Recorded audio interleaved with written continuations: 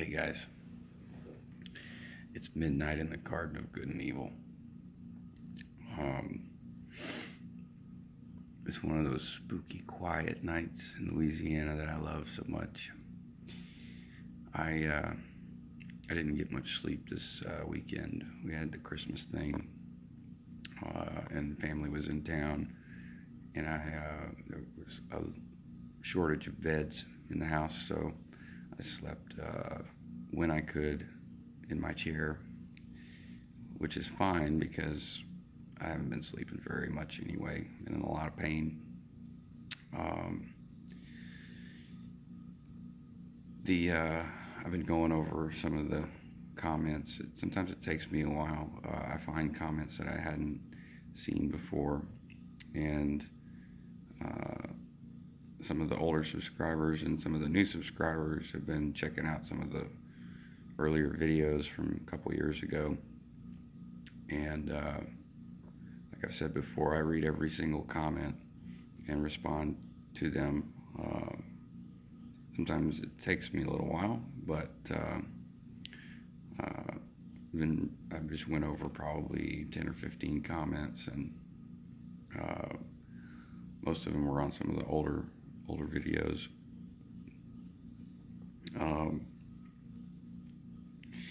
And some of the comments are from new subscribers, and some are from some of the initial subscribers. It says very bad connection. Okay, hopefully the video turns out all right. I should get decent Wi-Fi out here on the patio, but I wanted to communicate that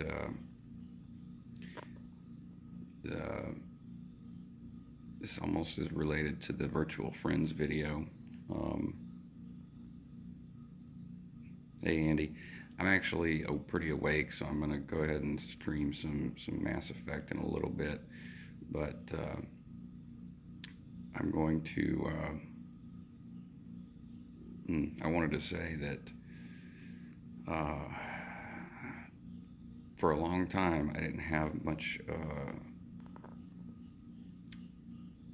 let me get this out of the way. Part of me doing the streaming and approaching things in Mass Effect from a Scientology point of view is to help me reacclimate myself with the language for the series that I'm writing. And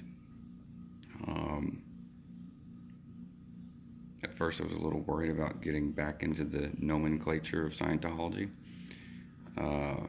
but I did without the language for 2 years, and I was able to explain things without Scientology terms. So I'm very confident that me reacclimating myself with the terminology isn't going to fuck with my head or anything. So if you hear me using Scientology words again, don't worry. There's been some people that some subscribers that are a little concerned that somehow I may get back into Scientology. It's not a possibility at all. So, but in a way, by doing the series that I'm writing, I will be talking like a Scientologist, because that is what that's the goal of the program in the series, is to show those kind of interactions and how the language works. And really, language is a big part of it.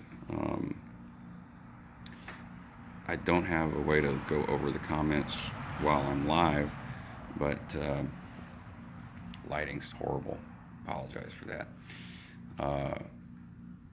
The comments on that people leave are essentially the only like dialogue that I've gotten for many years on the subject of Scientology. I don't talk to many friends or family about it.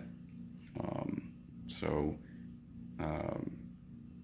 those comments are, even though they're just text on a page on a website on some server that YouTube has or Google has, That's a lifeline for me. The fact that people are listening and responding uh, is a big deal. It's a big deal to me. So that's why I read all of them and comment to everybody that I can. Even the ones that are, there's not been many, but there's been a few that have been really negative um, because of my speech, and I tend to talk slow and deliberately. Um, but it's really nice. It's really nice because I don't get that uh, from anywhere else. And that's kind of what I wanted to say real quick before I go live with the stream. Uh, I don't get that from anywhere else. I don't get that kind of open discussion because it's just too awkward and maybe too painful for people close to me to discuss and talk about. Um, you know, if you guys could imagine someone close to you having gone through some of the things that I've talked about, especially family members. Um, some people just don't want to remember it. They don't want to talk about it. Um, and so that's something that I deal with pretty much on a daily basis, especially considering now that I'm active again in talking about Scientology. So I don't try to push that issue with anybody close to me. And horrible lighting.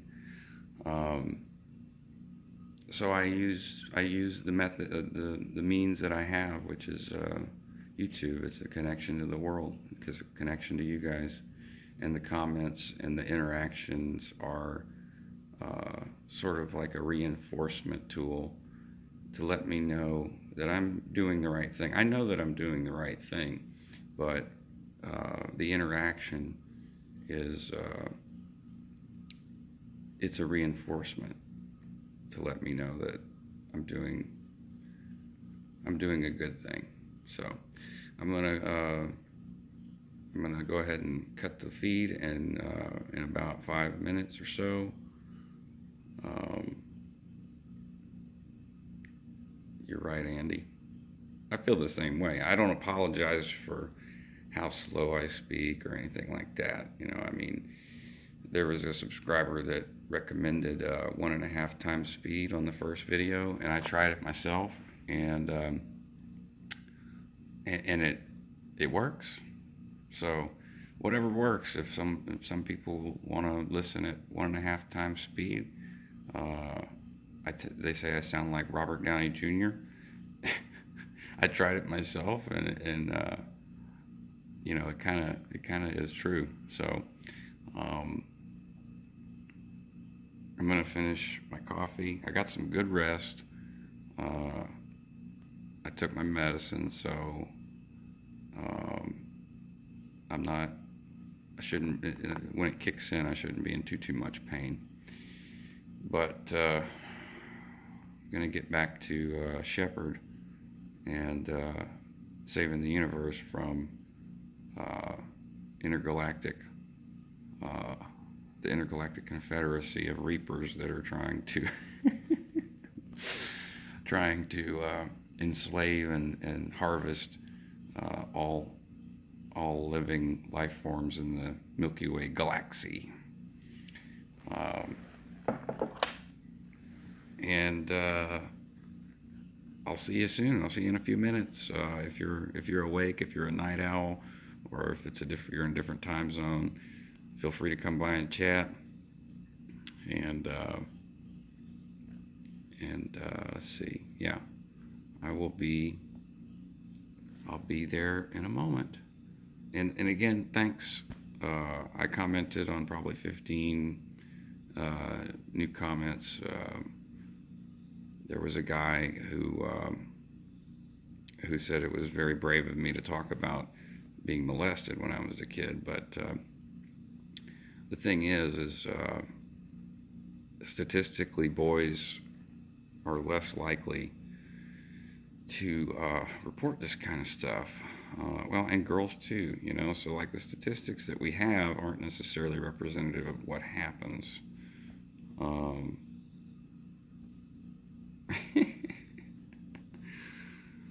uh, I'll explain that to you right now, Andy. Hubbard, in his lectures, liked to, well, we know that he liked to create a lot of language. And we also know, or at least I know, that language is a means of control. So if you can create a language and get people to start using it, it's a reinforcing behavior. And as far as him saying galaxy the way that he does, um, I believe personally that he felt that there were ways to say words that uh, were forgotten. Um, and so galaxy, I think he felt was an aberration of the way to say the word properly. So he'd say galaxy. Um, Another interesting thing that I'll bring up in the stream and right now um, is that Hubbard spoke about in some of his lectures the African American race as being one of the oldest genetic entities, meaning like we all have in some of his lectures he talks about the GEs. All right, you have the genetic entity and you have the Theta. And the genetic entity is basically your genes, a part of your biological makeup that evolves over time and contains memories and engrams, just like the mind does, the reactive mind. So, interesting fact: Hubbard claims that African Americans are a spacefaring race and have more experience in whole track and have more whole track memories than any other race on Earth. And that's why they're black. And interesting thing about the African American race that Hubbard seemed to think was a reality from the whole track. So, yeah, the guy that mentioned, you know, or appreciated me talking about being molested, I'd just like to say that there's a lot of people, boys and girls, that are molested that never talk about it because obviously they're told it's they're gonna be in trouble if they do. I didn't talk about it until I was in my 20s, and so that just goes to show you, you know, the statistics are what they would say in Scientology. There's a lot of comm lag there. So, anyways, just wanted to thank everybody for interacting with me because I don't get that from my everyday life. So I love you guys, and I'm gonna finish my coffee. This is my Santa cup that my brother got me, that I love, and Commander Shepard will be online in a little bit. Peace.